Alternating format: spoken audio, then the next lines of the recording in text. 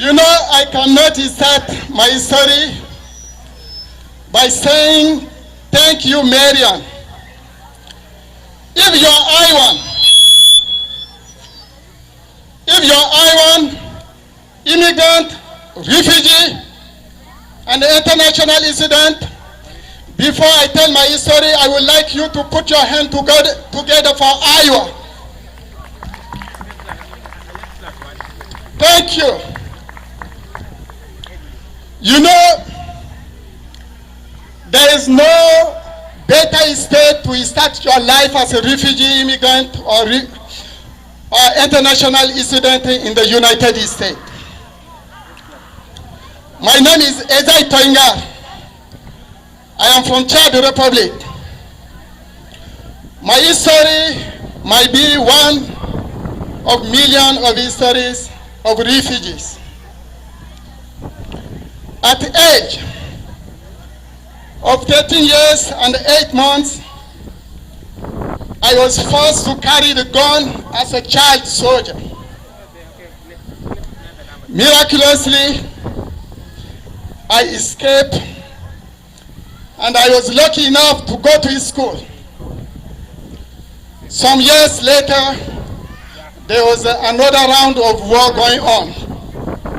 I was lucky again to escape, but for that time, I ran to be in Nigeria for 4 years and 1 month before the United Nations and the government of the United States under the leadership of Bill Clinton, they gave me opportunity to come to the United States.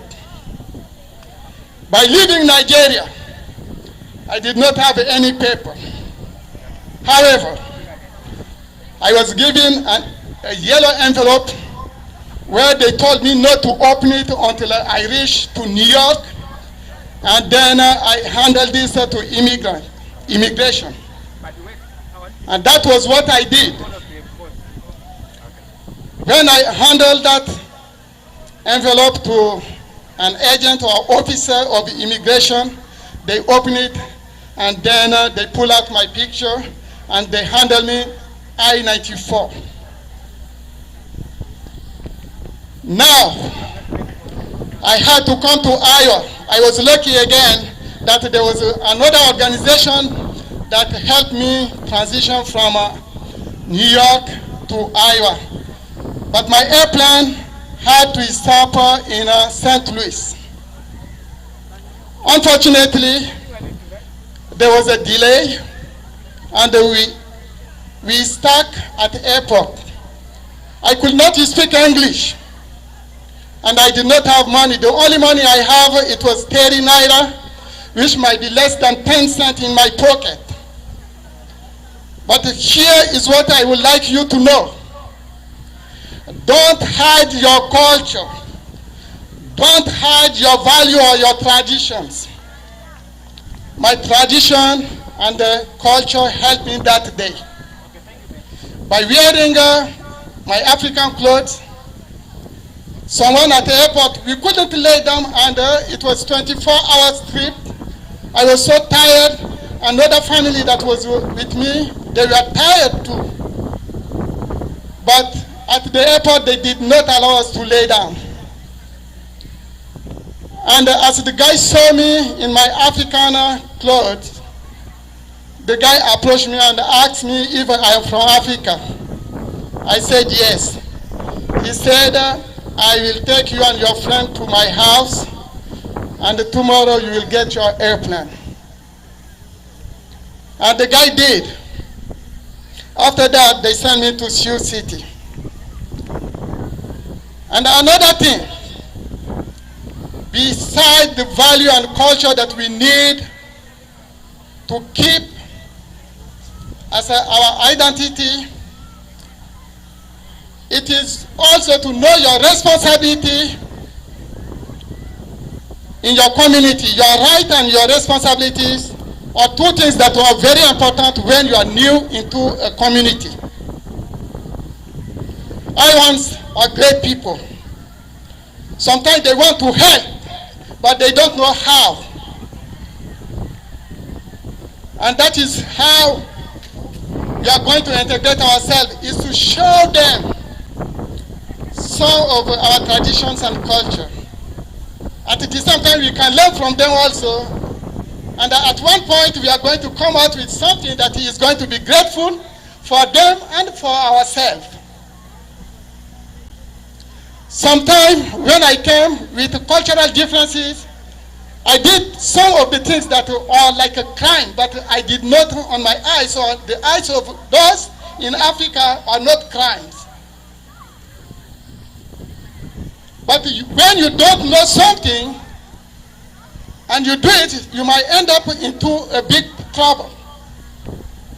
And that is why we feel like it's very important to have an organization called Wake Up For Your Rights, where we can learn our rights and our responsibilities.